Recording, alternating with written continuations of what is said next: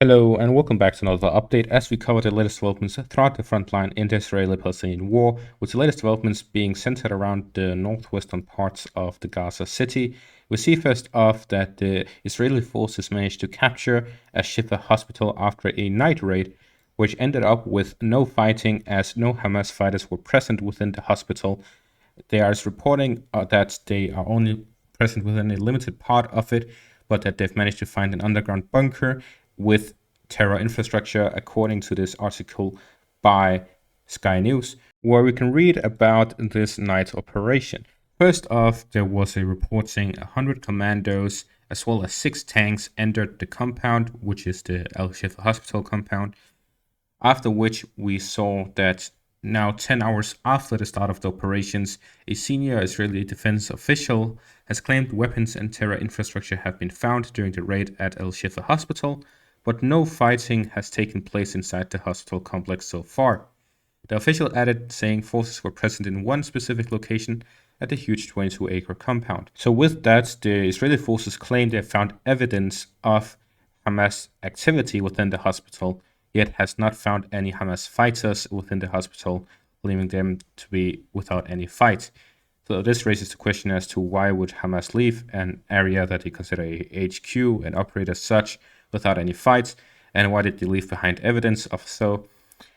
Either way, we see that they have not provided any evidence so far. They claim they will provide it later tonight, but they really need to get decisive evidence because so far we have not seen any, and with no fighting taking place within the hospital, it delegitimizes the whole operation around the hospital, which has caused over 40,000 to flee from the hospital and has caused many deaths within the hospital due to lack of electricity and equipment. With all of that said, we move on to the next parts where we have seen that the Israeli forces managed to advance here in the northwestern part of the Gaza City area, as well as in the central parts here by the north of the Shifa hospital, where they've managed to advance further towards the center of the city.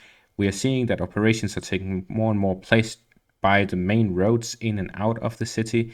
They are now reaching the main parts of the Jabalia refugee camp area, as well as the Gaza City area, with all of the main roads under their control. With this, we see that there is an increasing likelihood that the Israeli forces will decide to just straight up storm the center of the city with their current forces. The Israeli forces are also claiming that they now have taken down the Hamas headquarters.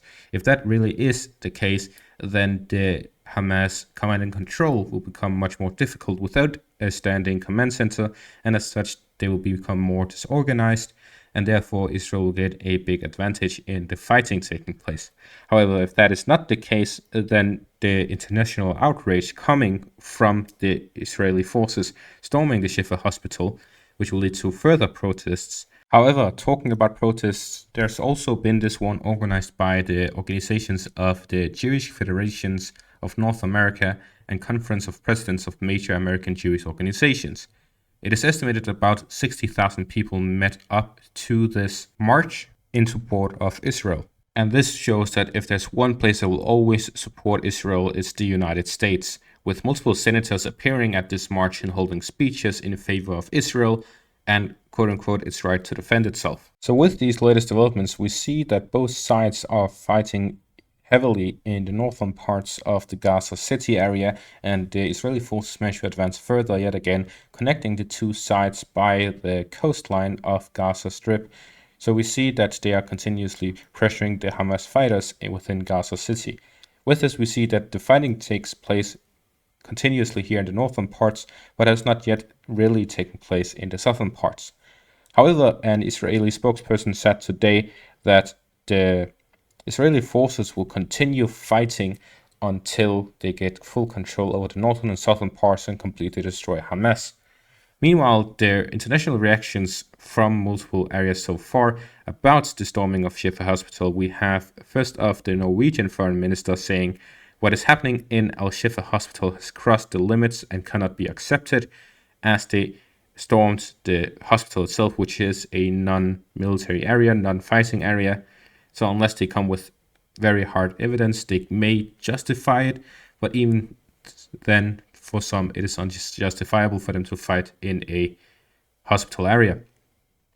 Meanwhile, the Turkish President Erdogan said if Israel continues its massacre, the whole world will condemn it as a terrorist state, where he himself said Israel is a terrorist state. And while Israel claims that they have now started supplying the hospital with necessary things such as water, electricity, and oxygen, the director of Al-Shifa hospital in Gaza told Al Jazeera just now that water, electricity, and oxygen were completely cut off in all departments of the hospital. Meanwhile, Qatar continues to seek Israel-Hamas deal for a 3-day truce and the release of 50 hostages. The other conditions in this agreement include the release of some Palestinian women and children from Israeli jails, an increase in the amount of humanitarian aid allowed into Gaza, and Hamas handing over a complete list of remaining living civilian hostages held in Gaza. Something to note is the Palestinian prisoners within Israel, because the status of these hostages is that Hamas, which has no authority within Israel, took people, civilians from Israel into Gaza. Meanwhile, Israel, who has no authority within the West Bank legally, as it is an occupying force, has taken Palestinian prisoners from the West Bank to Israel. One may draw similarities and parallels between these two cases, which is why the terms of this agreement goes back to and falls back to the release of Palestinian prisoners from Israeli jails.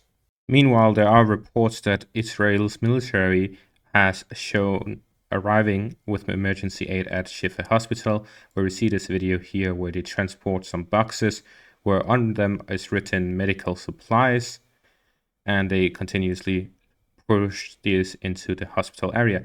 We see that they are present without any issues at the center of the hospital area, without any fighting, so likely there are no fighters within the hospital complex. However, there is also the restriction of gasoline in Gaza, according to the UN director, where he emphasizes that the gasoline, which is equivalent to half a tank, has been restricted by Israeli authorities to be only used for the transport of emergency aid from Rafah. According to the director, the petrol cannot be used for water supply or hospitals.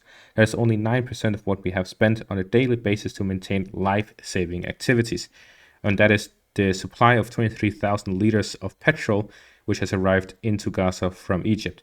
So with this, we see that despite the finally coming gasoline into Gaza, they're not able to use them in hospitals or water supply, which are necessary for life. So to conclude the news of this video, we have seen that the Israeli forces managed to advance in the northwestern parts of Gaza City. We have seen that they stormed Al-Shifa hospital and has taken control over it after sieging it for a couple of days. We see that they have gone into the hospital and claim to have found terrorist infrastructure by Hamas within the undergrounds of the hospital, but have not found or encountered any Hamas fighters. And despite being present in the hospital for 12 hours, they have yet to provide any evidence of said weapons and terrorist infrastructure, leaving them time to tamper with evidence if they so desire to do. And that is all for this update. Thank you all for watching and have a great day.